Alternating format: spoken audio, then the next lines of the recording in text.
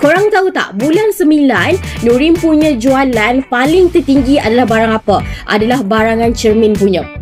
Sebab apa tau? Sebab cermin ni design dia unik. Lagi pula harga emas sekarang ni pada tahap yang sangat-sangat tinggi dah. Jadinya orang nak spend duit tu dengan barang yang limited, dengan barang yang kata susah sikit nak jumpa dekat tempat lain. So kebanyakannya customer Nurin memang banyak untuk grab kita punya design-design cermin. Tak kisah, leher pun ada banyak jual, tangan pun ada juga banyak jual. Diorang sampai cakap apa tahu dekat saya?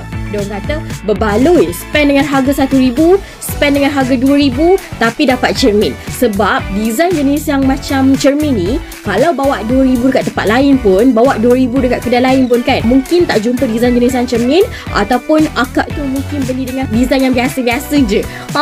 Kita tak nak design biasa-biasa kan? Siapa je mau design biasa-biasa? Kalau Nurin lah, harga emas sekarang tengah naik kan, siapa je yang nak spend duit yang banyak tapi untuk barang yang biasa-biasa?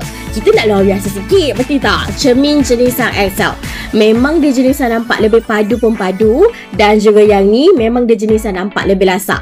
XL ni kelebaran dia kat dalam 0.4 cm. So kalau korang pakai satu rantai pun sebenarnya dah cukup. Dah memang nampak lebih cantik, nampak?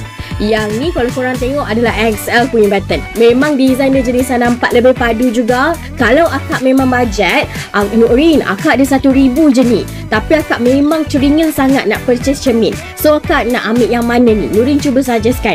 Kalau Nurin cuba suggestkan untuk akak ambil cermin jenisan M ni.